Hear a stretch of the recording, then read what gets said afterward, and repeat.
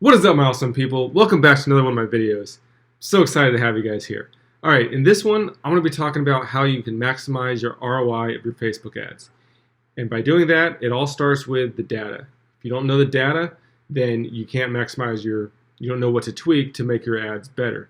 So it starts with how you look at your ads and to know how your columns are set up so that you can properly look at your data so you know if things are working or not working and where you can make tweaks to it. So in this one, I'm going to go over the best way to set up your ad columns and a little bit about what each number means and why I have it in that specific order, and little tips and tricks along the way that I use that I've learned over my time running Facebook ads. All right, so first thing we're going to start with is actually how to name your campaign. Now, it's important that you name your campaigns, your ad sets, your ads in specific ways. You can come up with your own naming methods, but I'm going to give you a couple of things on how I name mine. So to start out, we got this product here. So for this test product for this video, I'm just going to call it product A. Now, you always want to just have one product per campaign. It's better for data and optimization of your ad account. So in this example, we're going to call this one product A. So this product, I always put the name of my campaign so that I know which product is in that campaign, naturally. But then you see I have two other numbers here. I have 1825 and I have 1.53. Now what these numbers are, the 1825 is my gross profit, also known as my break-even point. And the next number is the 1.53, which is my break-even ROAS. So those two numbers are important, are actually probably the most important numbers in all of your data for running any type of, not just Facebook ads, but any digital marketing. You know those two numbers and you can maintain within those limits for your specific business, then you know you'll be in profit. So your gross profit or your break-even point, call it either way, whatever you will, as long as you maintain your cost per purchase less than your break-even point, as you see in this one, I'm not, but if I were to maintain my cost per purchase less than my break-even, then I'll know this campaign or my ad sets are in profit. The other number you want to look at is the ROAS. As long as I maintain my ROAS greater than my break-even ROAS, then I'll know my campaign or my ad sets are in profit. So I put these two numbers on the campaign level because each product is going to have different numbers. So each product is going to have its own break-even point based on your vendor costs, based on how you're pricing on your store, as well as different ROAS numbers. So as long as you know those two numbers, when you go into the campaign and now you're looking at each of your ad sets, you keep those numbers in the back of your head and you know, okay, now I'm looking for these numbers. If I'm above or I'm below these numbers, then I know that that ad set is not in profit anymore and I should stop it. Because as I said, each campaign, each product is going to have different numbers. So I label my campaigns this way. That way I don't have to pull up a spreadsheet. I don't have to go and calculate it each time I'm analyzing my ads. It's just right here in front of my face. Look at those numbers. I go in that campaign and I'm using those numbers now as I'm analyzing my ads. So that's step one of this process. All right, before I move on, go ahead and if you haven't already, do me a favor, hit that like button, hit that subscribe button, make sure you have notification bells on. That way you get notified every time I release a brand new video. Okay, so I name the campaign, name the product, the gross profit or break-even point, and then the break-even ROAS. All right, so actually, let's go ahead and do a little calculation of how I get these numbers so that you know, because you're going to need to know it when you're calculating it for your own campaign. So I'll pull out my handy little notepad here. So here it is again, just the name of the product, little line, gross profit, little line, and then the break-even ROAS. That's how I name my campaigns, and that's my suggestion for you as well. Okay, so first thing we need to do is we're actually going to calculate the break-even ROAS. Now, the formula for the break-even ROAS is the sale price, which is how much the customer pays you. So what you're selling the product for on your store, plus shipping, or maybe you're doing free shipping. So that's where you're adding up. And then you divide that by your gross profit, and that gives you your break-even ROAS. So now keep in mind here that this break-even ROAS is not your absolute true break-even ROAS, because this doesn't take into consideration other fees such as credit card processing fees. You have other fees with the store, you have other expenses. So just in general, the baseline break-even ROAS is just going to be sale price minus the gross profit. So let's go into a little example here. So the sale price, that's how much you're selling it for in your store. So in this example, we're saying I'm selling product A for $24.95. Plus I'm charging $2.95 shipping. You add that up, you're getting a total of $27.90. Okay, so that's what the customer is going to pay. They're going to put in my pocket, and they're going to get the product. Next, we have the cost of goods. So how much does it cost me to buy from the vendor? So if you're using AliExpress, it's the cost of the product plus shipping. So in this example, we're saying the product is costing me plus shipping $9.65. Okay, now we need to calculate the gross profit. The customer is paying me $27.90, then I'm turning around and I'm paying $9.65 to my vendor. So next is our gross profit. So the gross profit, real basic, it's your sale price, how much you're selling it for, minus the cost of goods. So your sale price, which is the gross profit, also known as, I like to call it the break-even point, is so the $27.90 right here, minus the $9.65, and that comes out to $18.25. This is how much money I'm actually going to put in my pocket. So I call this the break-even point because this is, say for example, so I have this coffee mug and I walk up to you on the street and I say, hey, would you like to buy this coffee mug? And you're like, yes, that'd be awesome. All right. So I say $27.90. You're like, here you go. Great, $27.90. I'm like, awesome. So now that I don't get to keep all that. I got to turn around and I got to pay my vendor. I got to pay where the product that I got it from. So after that, after I pay my vendor, I'm left with $18.25. The $18.25, that is actually what I put in my pocket. Of course, minus credit card fees, but we're not talking about that in this one.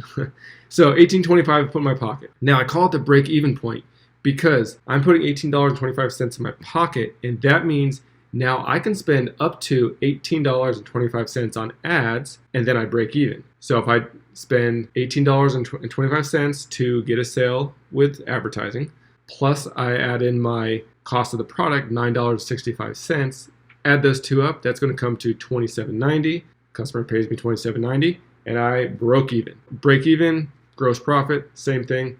That's what we're calculating. So if your cost per purchase, how much you spend to get a sale, if you know this number is less than your gross profit, your break even, that ad set or that campaign, whatever level you're looking at, is now in profit. There's the first number. So I'll take that number, $18.25, and I'll put it into the naming of my campaign. Next, just expand this here. So now the break-even ROAS. As we set up here, the break-even ROAS is your sale price divided by your gross profit. So we got this here, break-even ROAS. We have, remember again, our sale price is $27.90 minus our gross profit, which is $18.25. So you divide $27.90 by $18.25 and you get a value of 1.53. So this is now your break-even ROAS. If you then maintain your campaign, ideally your campaign, but most importantly your ad sets, above a 1.53, then that ad set is now, it's in profit. It's making you money. Keep it going. Don't stop it. I even wrote it down here. Therefore, if your ROAS is greater than 1.53, you are in profit. Awesome. You're winning. Okay, so we got those numbers. That's the first part of this process. Now, I'm actually going to walk you through how I set up these columns and why I have them set up in this specific order. So the way I do it, I'm going to come over to the columns here, go down to customize columns. Okay, so what we're going to do with these columns here, you could go and drag them all around, but I found it's actually easier this way. I just come right in. We're going to start fresh, just so you know. And after delivery, whatever your columns are now, just go ahead and X everything out. Just going to exit all out and start with a fresh slate. From here, the first thing that I do, so after delivery, I put in reach. So I put in reach here. After reach, I do link clicks.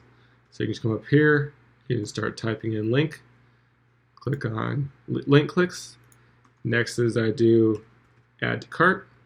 So I just type in add, then come down here, add to cart, click on total. And now you don't need these three, so you can uncheck all these over here. After add to cart, actually I forgot, after add to cart, then I want to have my cost per add to cart, because that's an important number as well. So then I have that next.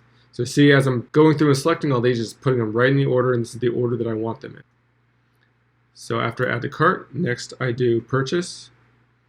You can add in initiate checkout. I don't always look at that, but we're going to do purchases. So I want the total purchases. Same thing with these, you can go and uncheck these three. Okay, after purchase, then I do amount spent.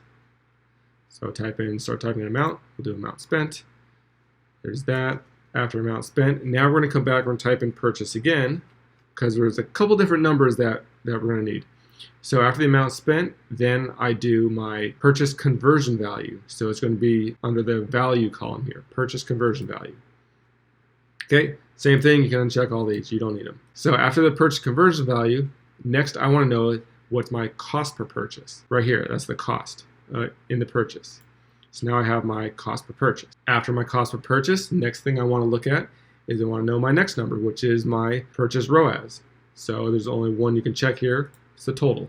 So now I have my purchase ROAS. After the ROAS, so those are some of the big ones there. Next add in is my click-through rate. So we'll type in CTR, click-through rate. Now you don't want click-through rate all, you want to know the link click-through rate. Now, yes, I do care when people like my posts and comment and share and click the video, things like that, but it's not as important. The main thing that I want to know is how many people click the link to actually go to the product and buy, because that's the ultimate goal of my ads, are people to make a purchase. So I don't care so much about the likes and comments and shares and all that, because that all falls under the CTR, all. Most important thing I want to know is my link click-through rate. Next, I type in CPC, so I want to get, same thing, my cost per link click, not cost per click all, cost per link click. After that, CPM. So CPM is your cost per 1,000 impressions. So that is, on average, how much are you spending to show your product or show your ad to 1,000 people. That's a very standard number that's all throughout digital marketing and really marketing in general, is CPM, cost per 1,000 impressions. Okay, so we have that. And then that's the end of the most important columns. Then some other things that I add in, I like to add in budget, because as I'm looking through, I want to know how much that ad set or that campaign is budgeted for each day. Then I like to put in frequency, so then I can see how many times my ads are shown to each person, how often. That's important as well. And then after this, I'm not going to get into it so much now, but you can start adding in things like quality rank, engagement rank, conversion rank. So you can do that, so you can see how your ads are actually performing. Then you can add in things like if you're running video ads, so you can run in 3-second video views, 10-second video views, 25%, 50, 90. You can add all that. We're not going to show that in this video, but you can. That would be at the end. Or you can always create another group of columns and have that in there, like maybe just you're analyzing your video ads, and you can have that in another group. Because the nice thing is you can have multiple saved groups of columns. So then after you're done here, before you hit apply, make sure you come over here and click on the save as preset. That way you don't always have to come and set these columns up every time you come in here. Name it whatever you want. I'm calling it winner, my winning column group, and then I'm clicking on apply and then replace. So now from here, and it is the same as from the beginning of the video, but it's kind of like it's random numbers. You may actually have figured out the pattern, and we're going to get into that right now. I actually group up my columns into 3 different groups. So the first one, let's go ahead and keep this red here. Okay, so the first group is reach, link clicks, add to carts, cost per add to cart, and purchases. Why are these columns in this specific order? What do you notice? So first thing it is reach, link clicks, add to cart, purchases. This is actually the order of your funnel. So the very first thing that people see is your ad, which is the reach. How many people did your ad reach? So for this, reached 8,638 people. The next action that's taken is link clicks. So of those 8,600 people that saw my ad, how many of those people clicked the link? Okay, 216. So we have that. Then we have 216 people click the link. Now once they're on the product page, after they've clicked the link, what's the next thing? They add to cart. Okay, so now you see how many people added to cart. Then I put cost to add to cart because that's important as well to see how your ads are performing, if people are actually adding to cart and how much it's costing you. So then I put that. But then the next thing is, if you want to add initiate checkout, you can. I don't always add that in. But then the next thing after add to cart is purchases. So of the 22 people, how many people made a purchase? Now these are in this order because now as I'm going through and analyzing my ads, I can actually look and see where are my customers dropping off in my funnel. So if I look and see I have 8,600 people that I reached, but say I only have like 2 link clicks, well, now I know that's probably where the fault is.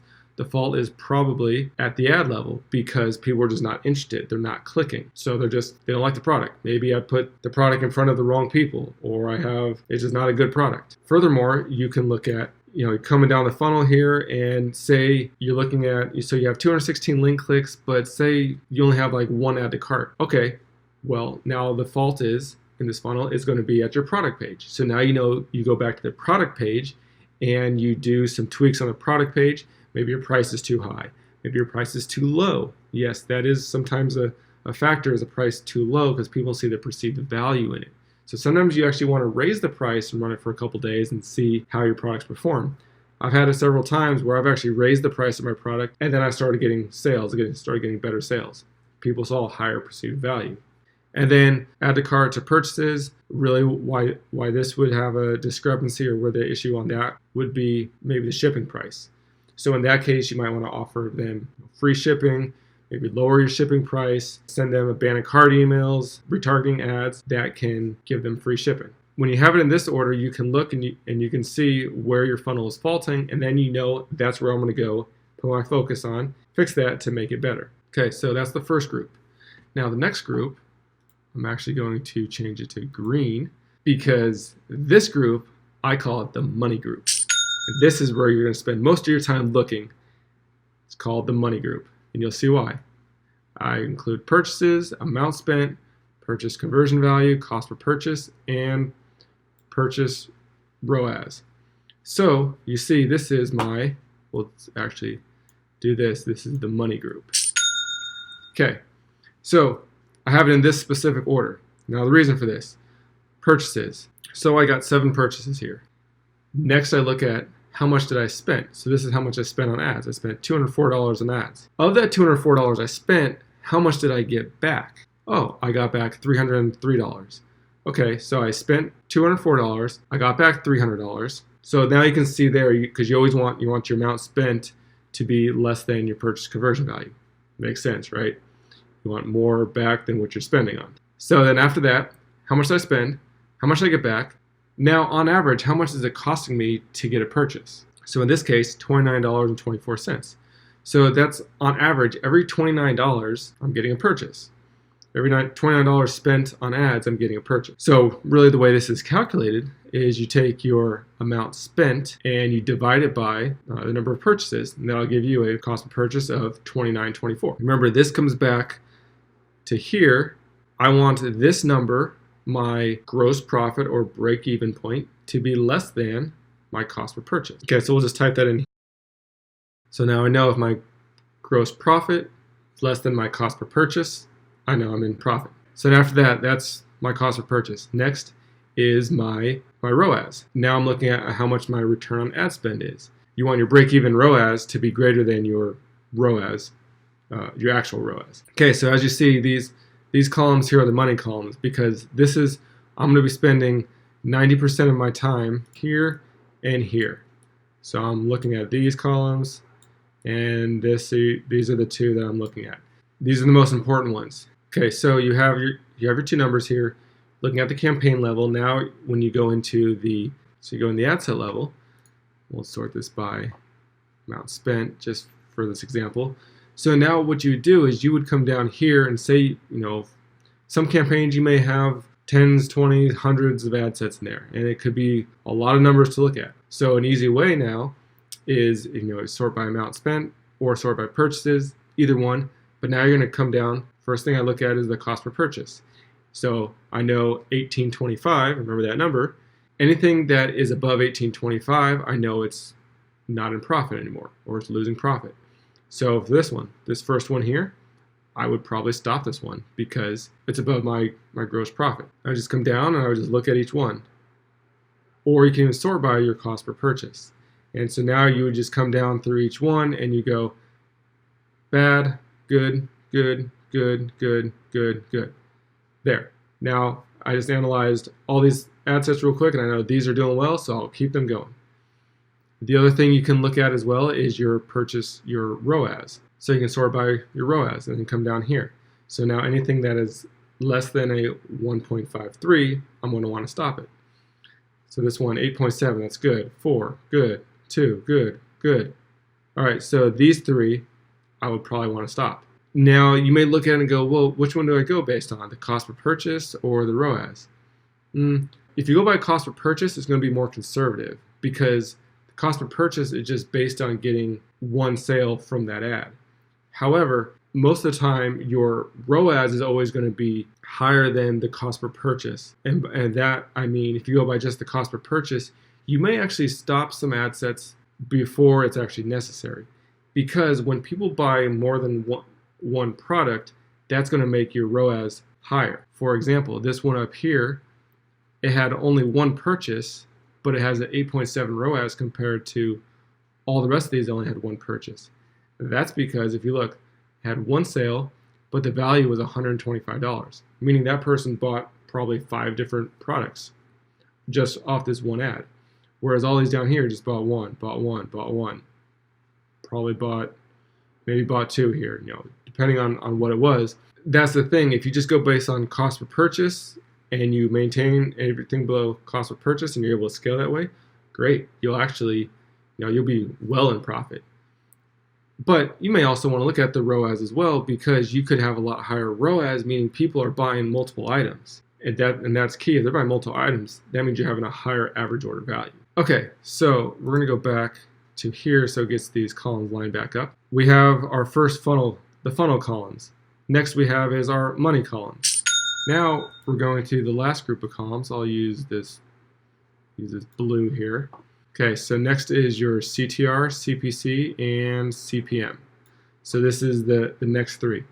Now, this group of columns, I have these at the end here because really what I look at these for is when I first start an ad or start an ad set or when I first start, say, a new product. And this really is going to tell me the engagement rate, how it's working for that audience, and if it's a good product or not. So I don't always look at these because here's the thing. If I have a campaign or an ad set that's in profit but doesn't have a really good click-through rate or good cost per click, do I really care? Well, yes, I do because that means I could be doing better. However, I don't really care because if it's in profit, that's really what I care about is if it's making me money. The saying, if it's in profit, don't stop it. I use these 3 numbers when I first launch a new product, when I first launch new ads. Within the first couple days, I will use these. But once it has a sale, then I jump over to these columns over here. With these 3, they are the initial data. But once a product's been running, once I've gotten sales, then I don't look at these as much anymore. I do for future creatives, future videos of that product that I can see how I can tweak it to make it more engaging. Now what you want to look for is a CTR to be at the bare minimum above a 1%. Ideally, you want above a 1.5%, even 2. The higher percentage, meaning the better engagement you have with the ad. So CTR greater than 1%. Next thing you want to have is you want your CPC to be less than $1. If you get a CPC less than $1, you have a really good chance of your products converting. It's a really good way to really know that your product will be able to be profitable for you. You can maybe get away with up to 1.5, $1.50. But see, that also comes into play your CPM, which I'll get into in a minute.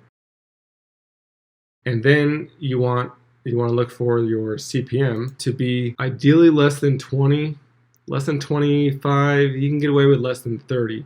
Now that's going to fluctuate, especially going to fluctuate during the time of year. So Q4, when there are so many other advertisers out there, everybody's advertising because it's the holidays. People want to buy. Big businesses and companies that put out so much of their advertising money, they save it for the Q4.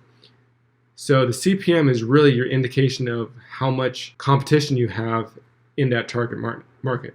So during Q4, especially Christmas and Thanksgiving time, CPMs are going to rise. They're going to be higher just because there's a lot more advertisers out there targeting that same group of people. So you want your CPM less than $20.